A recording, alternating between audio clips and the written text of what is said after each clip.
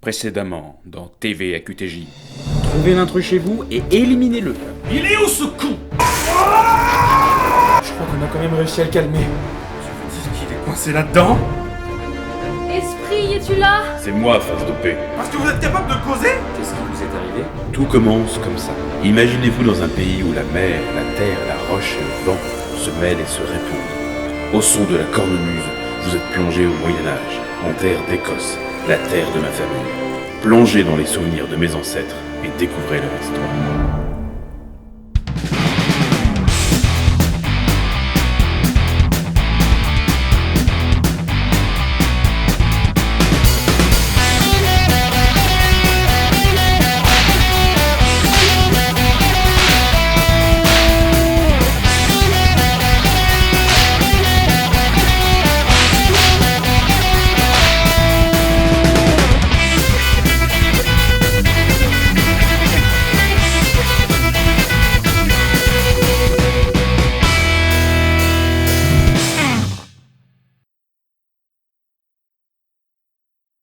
Bon, à quoi tu joues? Les garçons, aujourd'hui c'est jeu en terre d'Écosse.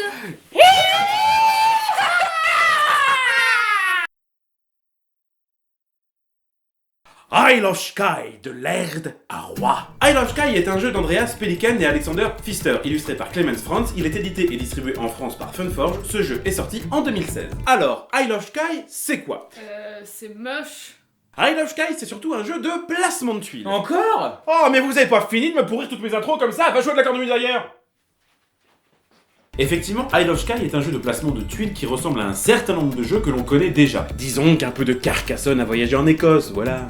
Clairement, ici, rien de nouveau dans le genre. Mais Isle of Skye va nous impressionner à travers son système d'acquisition de tuiles et de décompte des points. Oui, parce que s'il était juste moche et pas original du tout, on aurait vite fait le tour. Un peu à la manière de Sapiens... Oh, Ludoception. Un peu à la manière de Sapiens donc, nous allons ici chacun avoir à bâtir notre territoire. Contrairement à Carcassonne où l'on bâtit un paysage commun que chacun doit exploiter au mieux. À partir d'une tuile château de départ, chacun va agrandir son propre territoire. En début de tour, tout le monde pioche 3 tuiles. 3. Puis chacun les dispose devant son paravent face visible et fixe secrètement le prix de 2 des tuiles avec son trésor personnel. La 3e sera remise dans le sac de pioche. On révèle ensuite simultanément les choix que nous avons effectués en retirant nos paravents. On retire la tuile détruite et les achats commencent. Chacun à notre tour, nous allons pouvoir acheter une tuile chez l'un de nos adversaires au prix que ce dernier a indiqué. Nous fixons le prix des tuiles avec notre propre trésorerie. Ce qui veut dire que nous immobilisons une partie de notre argent le temps de la phase achat. Lorsqu'un adversaire choisit de nous acheter une tuile, comme Léa par exemple, J'achète celle-ci. il me donne l'argent et je récupère l'argent que j'avais déposé. Moi j'achète celle-ci. Et moi, celle-ci.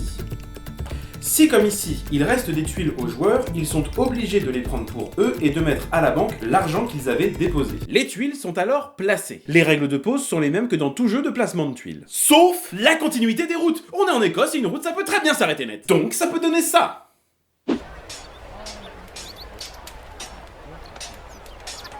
Non, c'est bon les gars, on va s'arrêter là en fait. À chaque fin de tour, on fait le décompte des points. Pour cela, on se réfère aux 4 tuiles au centre de la table. Ainsi, les règles de calcul de points changent à chaque tour. Mais cela influe aussi sur le choix des tuiles. Comme les objectifs sont les mêmes pour tout le monde, les mêmes tuiles vont souvent être ciblées par tous les joueurs. Il va donc falloir osciller son choix de tuiles à acheter et de prix à fixer en fonction de son intérêt et celui des autres joueurs. En effet, fixer un prix trop bas revient à prendre le risque de voir s'envoler une tuile que l'on aurait aimé conserver. Au contraire, fixer un prix trop haut, c'est prendre le risque de dilapider son trésor trop rapidement. Donc pour éviter les trop gros déséquilibres, et que le dénouement du jeu ne soit pas trop rapidement visible, chaque joueur va recevoir de l'argent en fonction des tuiles whisky connectées à son château. Oh, merci l'ami.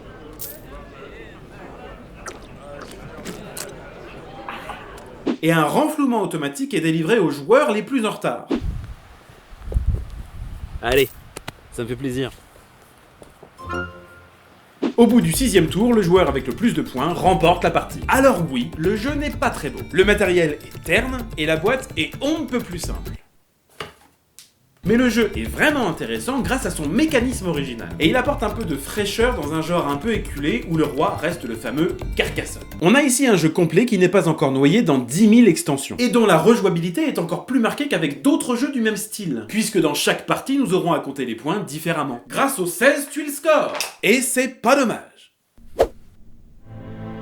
Notre clan et le pouvoir de ma famille sur l'île de Skye s'étaient imposés au fil des années et des siècles. Les vassaux et les membres des clans alliés venaient de plus en plus nombreux apporter leur soutien et leur loyer aux lairs en échange de protection. Les frontières de notre territoire reculaient sans cesse, nos possessions terriennes étaient de plus en plus grandes, et petit à petit nous amassions un véritable trésor. Mais le territoire qui était le nôtre nous était continuellement disputé.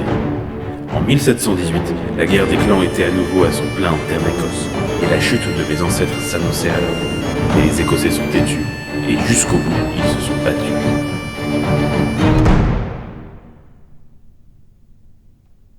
À propos de conquête de territoire et de guerre des clans, allons nous mettre sur la tronche. Avec Shoten Toten, le nouveau, parce que l'ancien, il est putain de moche. Initialement sorti en 2001, Shoten Toten est un jeu de Reiner Knizia. Notre version est illustrée par Jib, éditée et distribuée par Yellow, elle est sortie en 2016. Décrit comme l'un des masterpieces depuis sa sortie originelle, Shoten Toten est un jeu de joueurs stratégique ayant pour thème la guerre des clans. Nos Highlanders vont s'affronter dans un duel épique pour se disputer la frontière de leur territoire marqué par des runes.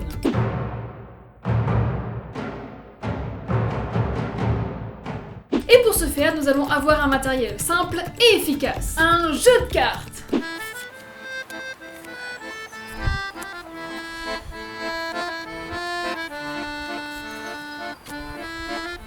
Entre les deux joueurs se trouve une frontière constituée de tuiles figurant des pierres runiques. De part et d'autre de ces bornes, les joueurs vont pouvoir poser leurs cartes. Chaque joueur commence avec 6 cartes en main. 6! L'idée va être de faire des combinaisons de cartes devant chaque borne. Un peu comme au poker si tu veux. Somme, suite, couleur, brelan et suite, couleur. Devant chaque borne, les garçons vont pouvoir jouer jusqu'à 3 cartes. À leur tour, Alexis et Olivier vont devoir jouer une carte de leur main, puis en repiocher une. Quand une borne est complétée des deux côtés, la plus forte combinaison gagne. Dans l'ordre de tout à l'heure, de la plus faible à la plus forte, somme, suite, couleur, brelan et suite, couleur. Si par contre la même combinaison a été effectuée des deux côtés de la frontière, c'est en fonction des valeurs jouées que le combat se remporte. Alors par contre, ce n'est pas à la vitesse que ça se joue, hein. Même si un joueur a complété son armée face à une borne, on doit attendre de savoir ce que met l'autre joueur en face pour résoudre le conflit.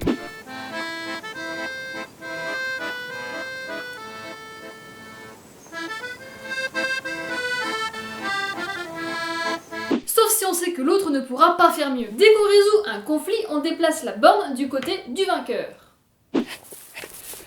Et voilà. Ah, tu feras attention, on voit un petit peu tes balls. Dès qu'un joueur contrôle 5 bornes ou 3 bornes adjacentes, il remporte la partie.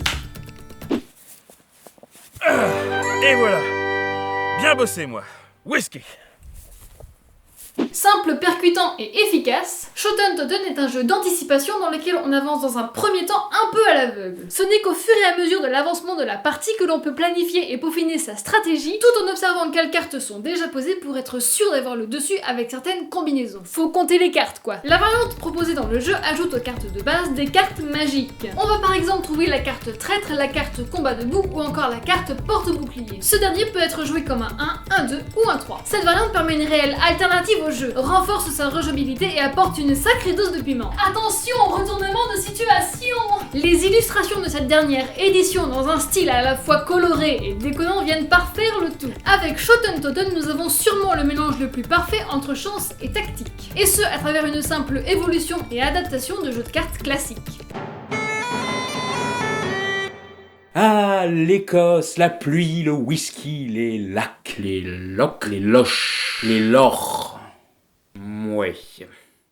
Bref. Lords of Scotland est un jeu de Richard James, illustré par Chris Killiam. Il est édité chez Philosophia et distribué par Asmodée. Ce jeu est sorti en 2015, mais l'édition originale date de 2012. Lords of Scotland est un jeu de cartes à effet et à combinaison. Un énième jeu à combinaison. Et le pitch, le voici. Imaginez-vous être de fiers chefs de clan écossais. La guerre fait rage en Écosse, et vous devez à tout prix rallier vos partisans pour affronter vos rivaux et ennemis. En tant que laird, vous avez pour tâche de faire grossir votre armée, de ne pas vous laisser affaiblir. Ouais, bon, Après, ça, c'est le pitch, hein. Parce que le décor risque vite de s'effacer au profit du jeu. Les illustrations très réussies dans un style réaliste respirent l'ambiance des Highlands, et elles nous plongent au cœur de la recherche de partisans. Le jeu s'installe de la manière suivante.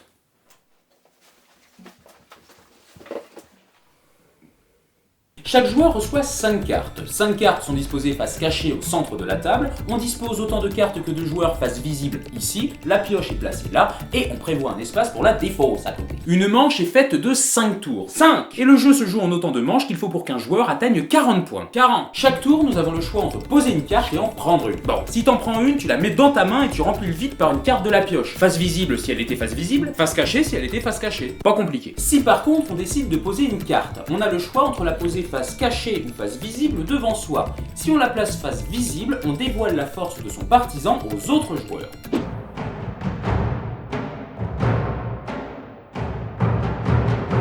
Et en plus, on peut appliquer son pouvoir. Je vais y revenir. Mais on peut décider de ne pas dévoiler la carte que l'on joue, et on la pose face cachée. Ainsi, nos adversaires ne connaissent pas la force de notre partisan.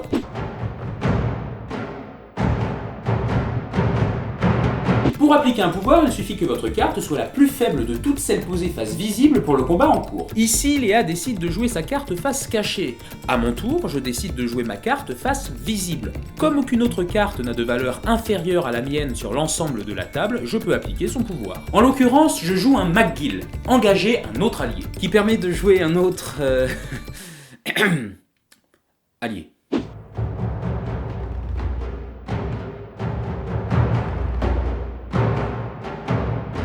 Une manche se compose de 5 tours. À la fin de ces 5 tours, nous révélons l'ensemble des cartes alliées face cachée, et le joueur ayant le plus grand nombre de points de force Remporte la manche?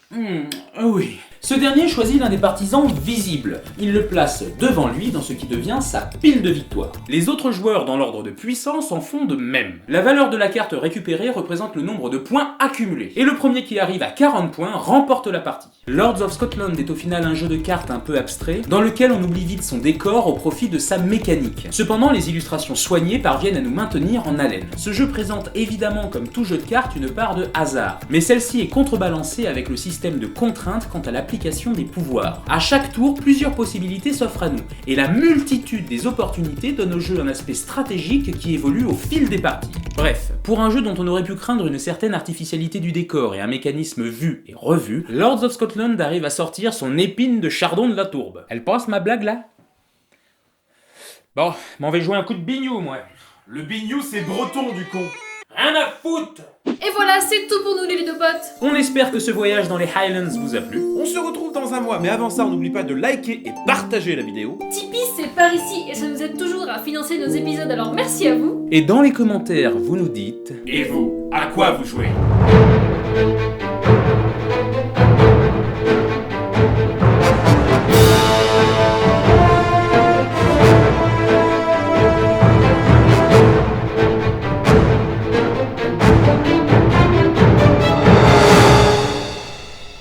Mon clan affaibli et battu n'avait plus qu'une solution. Il fallait fuir l'Écosse. Ainsi, les survivants se sont rassemblés et prirent la décision de tout abandonner. À bord d'un navire, ils firent voile vers l'ouest et partirent en quête de richesse et d'aventure.